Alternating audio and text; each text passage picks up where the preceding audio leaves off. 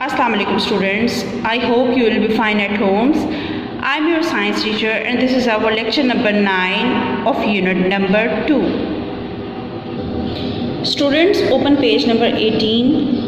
आज हम पढ़ेंगे ओमनीवोर्स के हवाले से। अपने प्रीवियस लेक्चर में हमने हर्बीवोर्स, कार्निवोर्स के हवाले से पढ़ा। आज हम पढ़ते हैं ओमनीवोर्स के हवाले से कि जैसे कि बच्चे आप लोग जानते हैं कि वो एनिमल्स जो कि प्लांट्स और फ्लैश दोनों खाते हैं, यानी जानवरों का गोश्त और प्लांट्स दोनों खाते हैं, उनको क्या कहते हैं? Omnivores.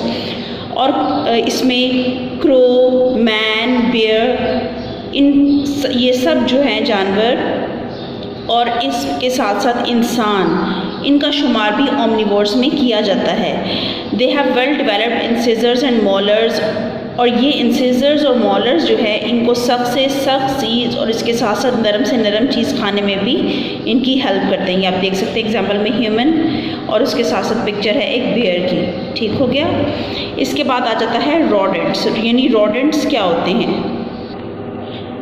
Rodents, animals like rats and squirrels are rodents, यानी वो जानवर जैसा कि स्क्विरल और ये रैट है, इनकी तरह के जानवर जो हैं ये रोडेंट्स कहलाते हैं, क्योंकि इनके जो फ्रंट वाले टीथ हैं वो बहुत शार्प होते हैं और इसी वजह से ये फूड को चबाने में और खाने में इनको बहुत आसानी होती है और ये उनकी हेल्प करते हैं।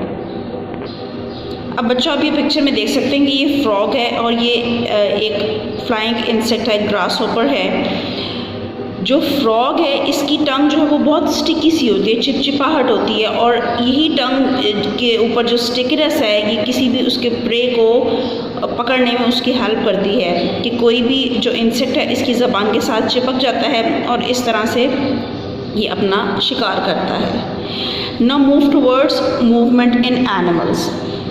अब आप लोग जैसा कि जानते हैं कि एनिमल्स जो है वो एक जगह से दूसरी जगह खुराक को हासिल करने के लिए मूव करते हैं। उनको अपने अपनी बॉडी को करने के लिए एक जगह से दूसरी जगह मूव करना पड़ता है, और दूसरे कुछ एनिमल्स से बचने के लिए भी वो अपने आप को मूव करते हैं, और इसके साथ साथ अपने आप को महफूज रखने के लिए, अपनी ब्रीड को बढ़ाने के लिए इनकी मूवमेंट जो है वो बहुत ज़रूरी है।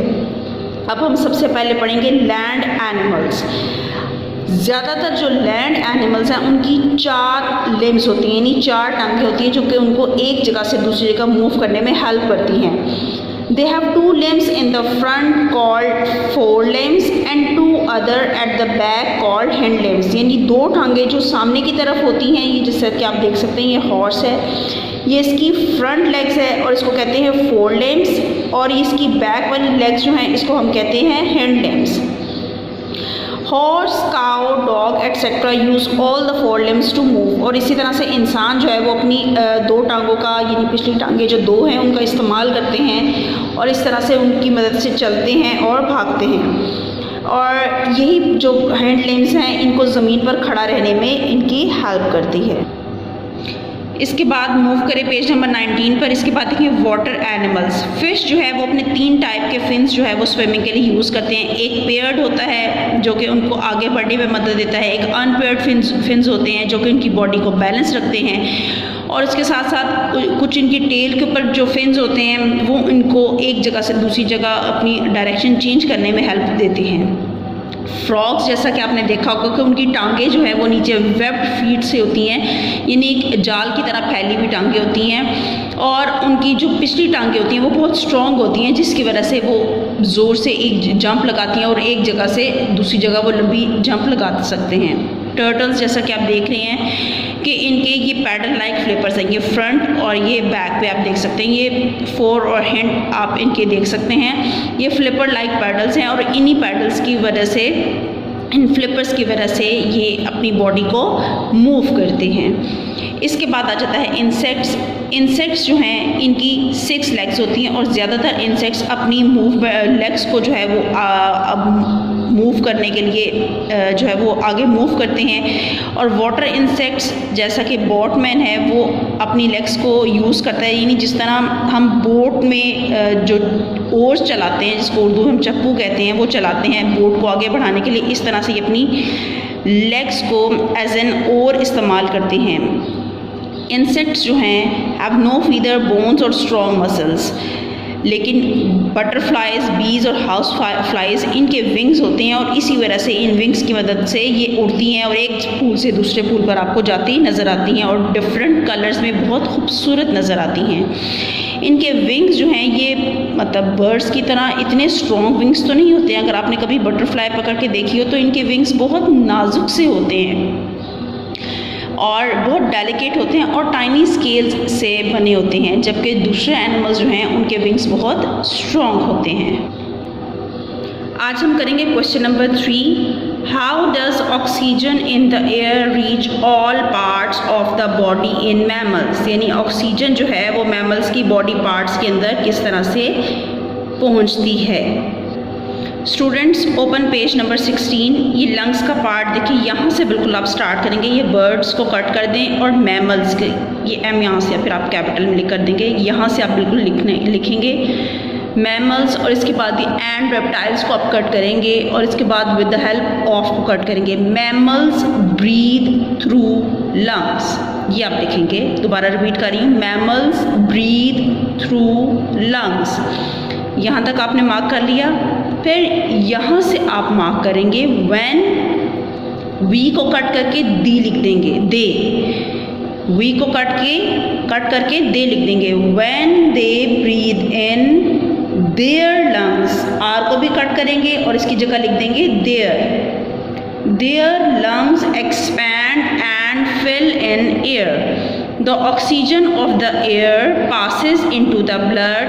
The oxygen is then carried throughout the body. The carbon dioxide in the blood passes into the lungs and is breathed out through the nose. This is the answer of question number 3.